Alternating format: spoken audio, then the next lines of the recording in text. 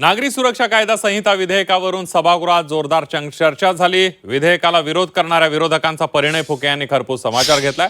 तर विरोधकांना प्रत्येक विधेयक आपल्या विरोधात असल्याचं वाटत असल्याचा चिमटा फुकेंनी विरोधकांना काढलेला आहे। तर कायद्याआडून नाहक कुणी बळी जाता कामा नये अशी प्रतिक्रिया प्रवीण दरेकर यांनी दिलेली आहे।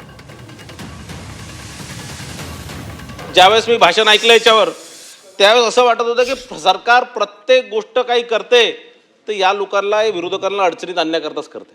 कोणताही कायदा आला, अर्बन नक्षलच्या संदर्भात कायदा आला, त्याहाती या लोकांचं असं बोलणं होतं की जसं अर्बन नक्षल म्हणून याच लोकांना टाकणार।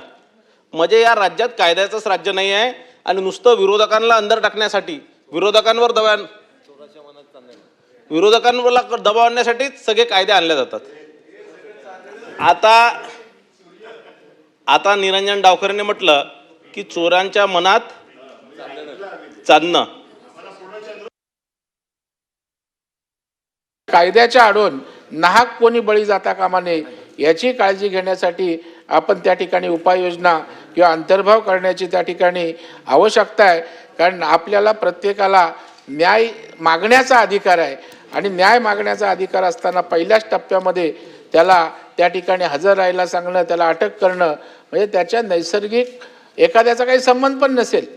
आज राजकीय परिस्थितीचा उल्लेख त्यांनी केला, परंतु एखादा निरपराध माणूस असेल त्यात भरडला गेला तर त्याला या ठिकाणी राजकीय फार कमी असतात, परंतु निरपराध माणूस त्या ठिकाणी भरडला जाऊ नये याची काळजी घेणं सुद्धा आपली संविधानिक त्या ठिकाणी सभापती महोदय जबाबदारी आहे।